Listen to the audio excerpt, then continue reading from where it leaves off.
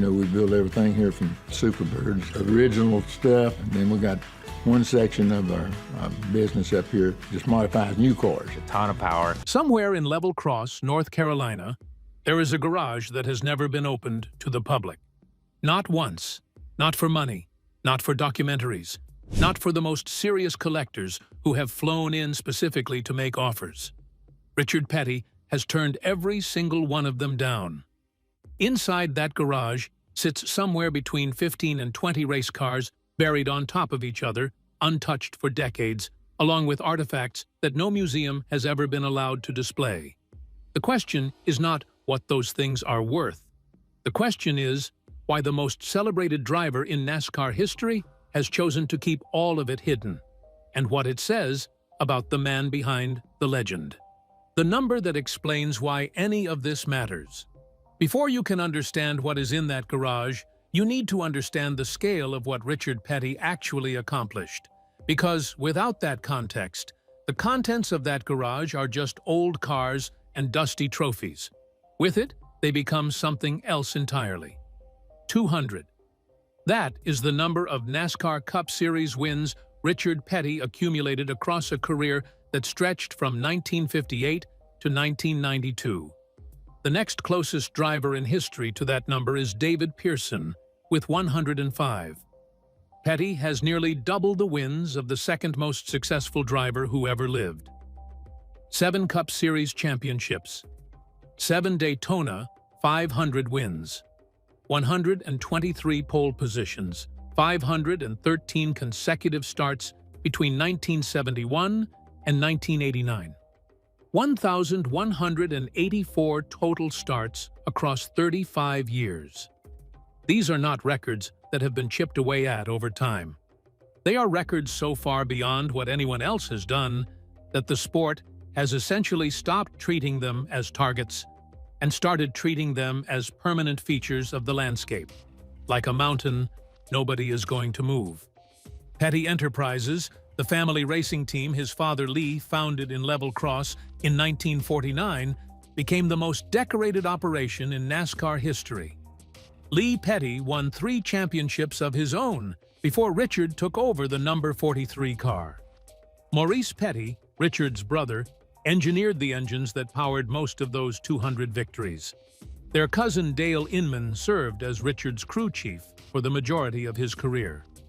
4 members of the same family from the same small town in North Carolina, all inducted into the NASCAR Hall of Fame. The compound in Level Cross where all of this happened, where the cars were built and tuned and sent out to dominate the sport for 4 decades, is still standing. And the garage at the center of it has not been fully opened to an outsider in years. What 15 buried race cars actually means. Richard Petty has said in interviews that he never thought much about saving old race cars when he was actively competing. In the 1960s and 1970s, a used race car was a used race car. Teams needed money to build the next one, so cars got sold to smaller teams, stripped for parts, or simply left behind.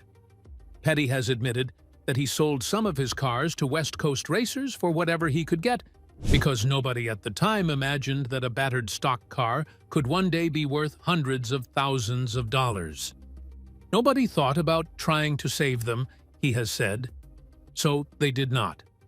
The ones that did not get sold, the ones that were simply too far gone or too tangled up in other things to move, ended up stacked behind the garage in Level Cross. Petty has estimated 15 to 20 cars in that pile, not displayed, not restored, not labeled, just stacked on top of each other in a field adjacent to the garage, sitting in the North Carolina weather for decades. What those cars represent in terms of racing history is difficult to calculate. What they represent in terms of missed preservation is something Petty has reflected on publicly with a candor that most legends do not offer. He knows what was lost. He has said so. The cars that survived inside the garage are the ones that were kept for different reasons. Reasons that had nothing to do with their potential market value and everything to do with what they meant to the people who drove and built them.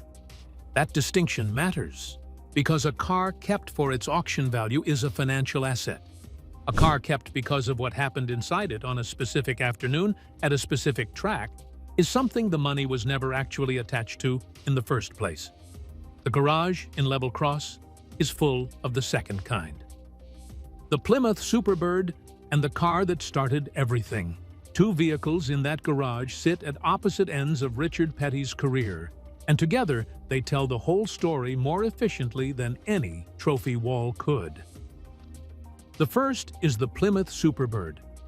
Built in 1970, specifically to exploit NASCAR's rules around aerodynamic modifications, the Superbird was a machine designed for one purpose: to go faster than everything else on an oval track. Its distinctive pointed nose cone and massive rear wing were not styling choices. They were engineering decisions made by Chrysler's racing division to reduce drag and increase downforce at speeds approaching 200 miles per hour. Petty won 18 races in Plymouth products during the 1970 season, and the Superbird became permanently associated with his number 43 in a way that no other car in his career quite matched. The version sitting in the Level Cross garage has not been restored. It has not been cleaned for display. Tire debris still clings to the undercarriage. The bodywork carries the marks of racing contact that happened decades ago and was never addressed because the car was never meant to be a showpiece. A comparable Superbird, in similar condition with Petty provenance, would represent one of the most significant pieces of American motorsport history available anywhere. It has not been made available anywhere. The second car is older and less glamorous, and in some ways more significant. It is a 1957 Oldsmobile, built by hand by Lee Petty and his sons in the family garage in Level Cross, and it is the car in which Richard Petty made his NASCAR debut. Crude by any measure, rusted in the way that steel rusts when it is kept because of what it means rather than what it is worth. The Superbird represents the peak of what Petty became. The Oldsmobile represents the moment before any of it existed. When a 20-year-old from a small North Carolina town first pointed a car at a racetrack and found out what he was made of. Both sit in the same garage. Neither is for sale. The room at the back that almost nobody has entered. At the back of the main garage, past the cars and the tools and the stacked equipment from decades of racing operations, there is a smaller room. Former Petty Enterprises employees have described it in interviews over the years. It does not appear on any tour route. It is not referenced in any official museum materials. The people who know about it tend to describe it in similar terms, as a place where the things too personal for public display were quietly set aside. What is reportedly in that room goes beyond the cars and the trophies. There are boxes of fan letters from the 1960s and 70s, many of them never opened. Kept not because Petty planned to answer them, but because discarding them was never something he was willing to do.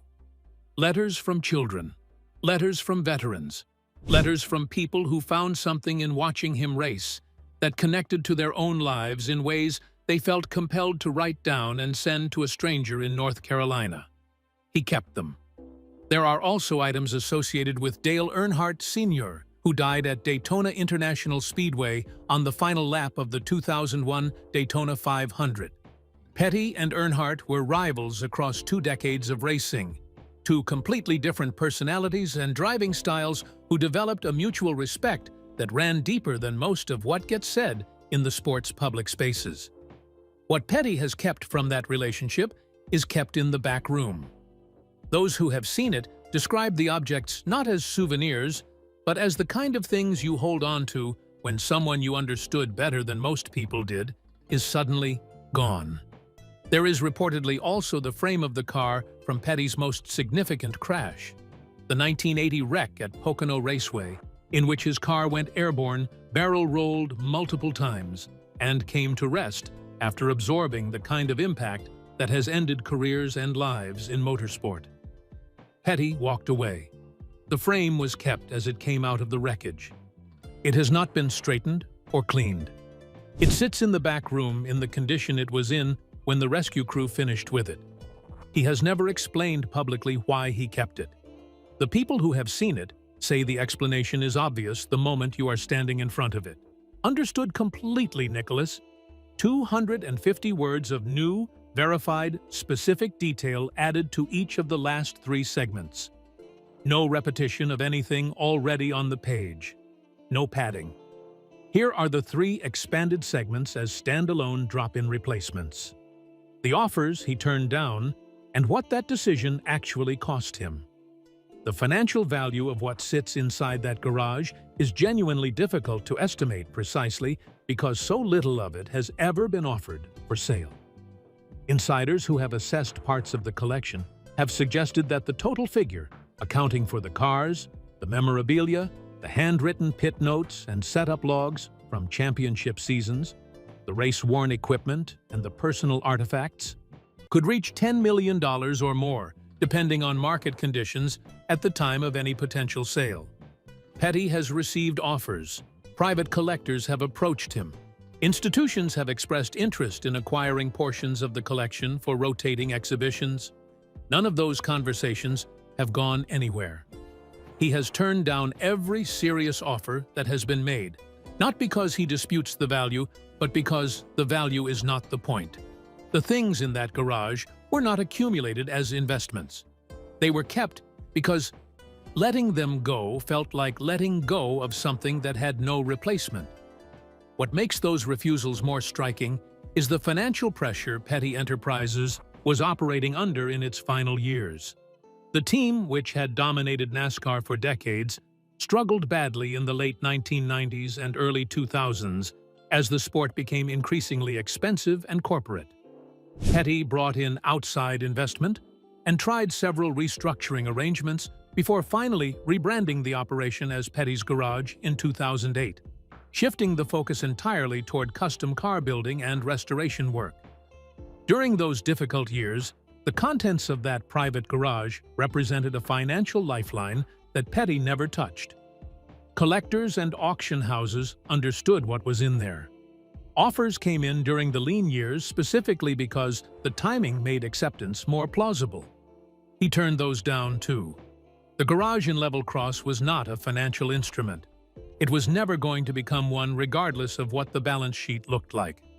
The Petty Museum, which his late wife Linda established in 1988 and which eventually moved back to the Level Cross compound in 2014 after a stint in nearby Randleman, handles the public-facing portion of the family's legacy.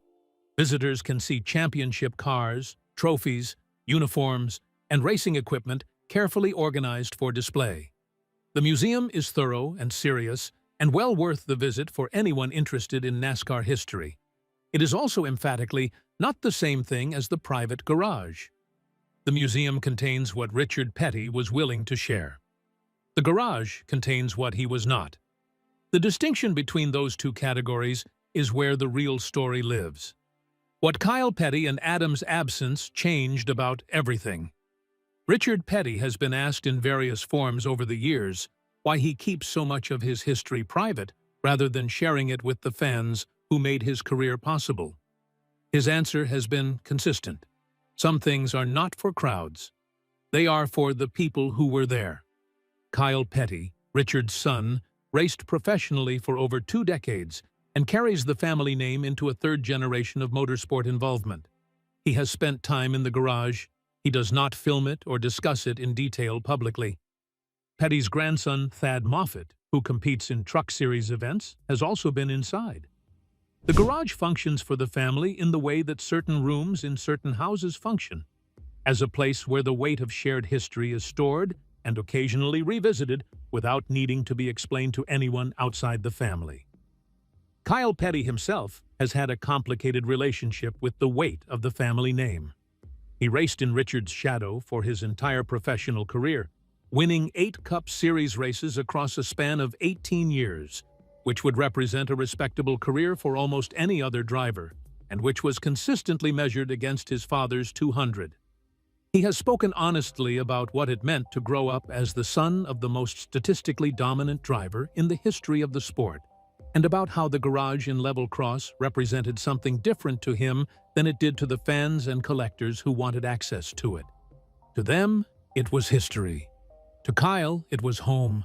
The tools hanging on the walls were the same tools he grew up watching his uncle Maurice and his father use. The cars were not artifacts from a golden era.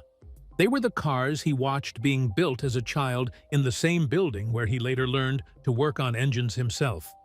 What changed the emotional temperature of everything connected to that garage was the death of Adam Petty in May of 2000 during a practice session at New Hampshire Motor Speedway.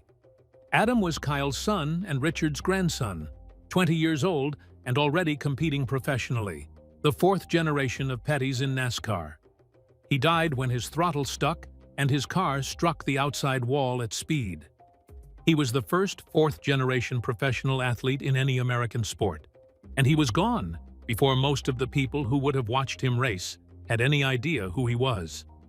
Kyle Petty has said that losing Adam restructured everything he understood about what the family legacy meant and what it was worth protecting. Richard Petty has spoken about Adam's death with the careful economy of someone who chooses every word because none of them are quite sufficient. The garage in Level Cross became something different after 2000. The objects inside it were already personal before then.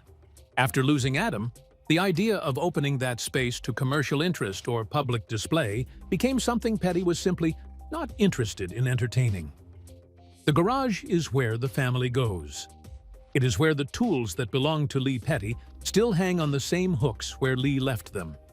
It is where the frame of a crashed car sits, as a reminder that survival at the speeds these men drove was never guaranteed and never should have been taken lightly. It is where 4 generations of one family's relationship with a sport that asked everything of them is stored in the quiet of a building in a small North Carolina town that most people drive past without knowing what is inside. Richard Petty turned 86 years old in 2024. He still shows up at the Level Cross compound. He still wears the cowboy hat and the dark sunglasses that became part of the visual language of American motorsport for 4 decades. He still signs autographs for fans who make the trip to North Carolina, and by consistent account from every person who has met him in that context, he is exactly what he appears to be: genuinely warm, genuinely present, and genuinely interested in the people who took the time to come find him. Petty's Garage, the custom car and restoration shop that replaced Petty Enterprises as the operational center of the Level Cross compound after 2008, continues to work on vehicles for customers who want the particular craftsmanship that the Petty name represents. Maurice Petty and Dale Inman, both in their 80s, were involved in the recreation of the 1964 Plymouth Belvedere Championship car that the shop completed in recent years, working from original specifications and their own direct memory of how those cars were built. That project brought 3 NASCAR Hall of Fame members together in the same building where the original cars had been constructed 6 decades earlier, doing the same work with the same attention to the same details. It was not a nostalgic exercise for any of them. It was craft, applied with the same seriousness it had always been applied with in that building. What the garage in Level Cross ultimately represents, beyond the financial value of its contents, and beyond the personal history encoded in every object inside it, is a specific argument about what legacy actually means. Most of what gets called legacy in American sports is public. It lives in halls of fame and record books and highlight packages and commemorative merchandise. It is designed to be consumed by people who were not there. Richard Petty built the most statistically dominant career in the history of his sport, and then he went home to Level Cross and put the things that mattered most to him in a building and closed the door. Not to protect their value, not to create mystery. Because some of what it cost to do what he did is not for sale and was never going to be. And he understood that clearly enough to act on it for the better part of 60 years. If Richard Petty eventually opens that garage door to the world, will what's inside change the way we understand what it actually cost to become the greatest NASCAR driver who ever lived? If you enjoyed this unveil, smash that like button, comment, and subscribe for more untold Hollywood tales, and hit the bell so you never miss a drop. Want more? Check out another one of our videos. Thanks for watching.